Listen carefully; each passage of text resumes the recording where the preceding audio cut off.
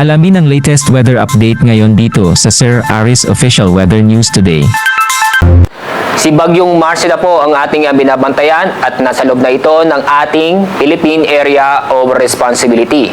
Kasalukuyan, nasa East Philippine Sea ang Bagyong Marce, isa siyang tropical storm kung saan ang lakas ng hangin ay umaabot sa 65 km per hour. Ito yung malapit sa gitna ng bagyo. Samantala, ang pagbugso ng hangin ay nasa 80 km per hour.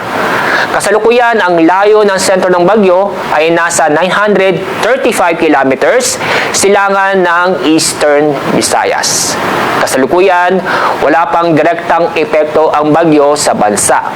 Pero, yung extension ng bagyo o tinatawag po nating trough ng bagyo ay umaabot sa silangang bahagi ng Luzon at ganoon din sa silangang bahagi ng Visayas.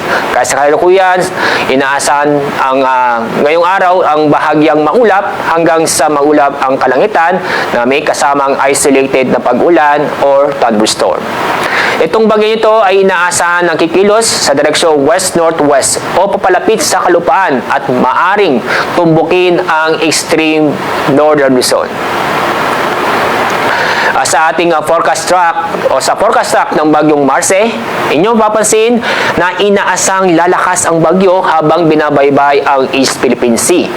Maaring umabot sa typhoon category ang bagyo bago tumama sa kalupaan.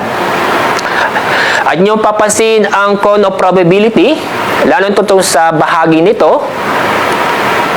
Sa ngayon, ang track ng bagyo o forecast track ng bagyo ay tatama yung sentro ng bagyo o dadaan sa Babuyan Islands.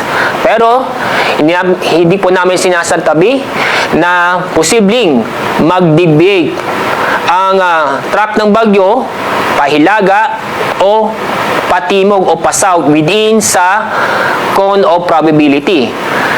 Sa mga tuwid, posibleng dumaan ang sentro ng bagyo sa extreme northern Luzon o sa Cagayan o sa Isabela area.